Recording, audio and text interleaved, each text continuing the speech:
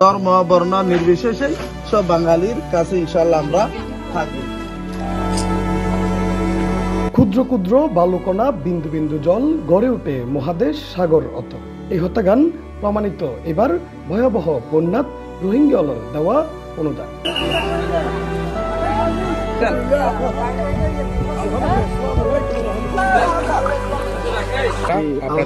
সহযোগিতায় আমরা আপনাদের পাশে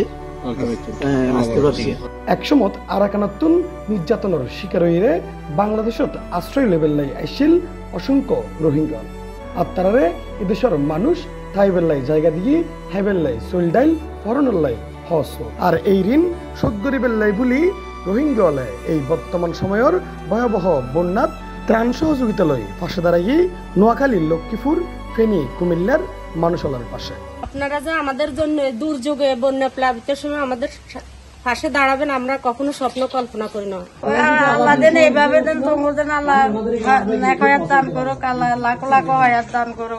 1992 সালত বাংলাদেশত আইনে রোহিঙ্গা নয়াপাড়া ক্যাম্পত আশ্রয়রত রোহিঙ্গা মাওলানা হাফেজ কদরুদ্দিনের নেতৃত্বে 7 সদস্য বিশিষ্ট উগ্র প্রতিনিধি দল বন্যা কবলিত এলাকার যাইরে মানুষলরে ত্রাণ দেয়। এই সময় তারা সহযোগিতা লয় আলমানাহিল ফাউন্ডেশনের।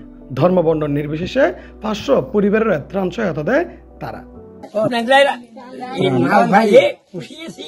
এবং আমরা খুশি মানি দিচ্ছেন, খুশি মানি যখন গ্রহণ করতাম বাড়ি প্রতিটা প্যাকেটত আসিল 10 কেজি সোয়েল, 2 কেজি মসুর ডাল, 2 লিটার সয়াবিন তেল, 1 কেজি চিনি, 2 packet biscuit, 3 packet lozenges, 1 packet saline, 2 litre পানি সহ আরো নিত্য প্রয়োজনীয় নানা উপকরণ। বারবার বলতেছি আপনাদের দেশের আপনাদের জনগণের সরকারের ঋণ আমরা কোনো দিন আমরা বলতে পারবো না। ধর্ম বর্ণ নির্বিশেষে হিন্দু পল্লীতে হিন্দু পরিবারে আমরা ত্রাণ নিয়ে পৌঁছেছি। এই সমস্ত মানুষগুলোর কাছে ত্রাণ পৌঁছানো খুবই কঠিন, ওই সমস্ত জায়গাগুলো আমরা ত্রাণ পৌঁছে দিচ্ছি আলহামদুলিল্লাহ। এই ত্রাণ নিন যারা দিয়ে তারা মায়ানমারের জান্তা সরকারের নির্যাতনের শিকার হয়ে 1992 সালত মায়ানমারতুন বাংলাদেশত আইরে আশ্রয় লয়। বাংলাদেশের সর্বস্তরের জনসাধারণ এবং সরকার বিভিন্নভাবে সহযোগিতা করলে তারা এড়েখনভাবে জানে রক্ষা পায়। আর এই ঋণ শোধ করিবেল্লাই বলি বাংলাদেশের মানুষের দুঃসময়ত তারার এই প্রচেষ্টা বলি হইতো স্যার রোহিঙ্গা কমিউনিটির নেতা। সকল লোক তখন রোহিঙ্গাদের যারা আশ্রয় ক্যাম্পে গিয়ে তাদের সাহায্য সহযোগিতা করছে।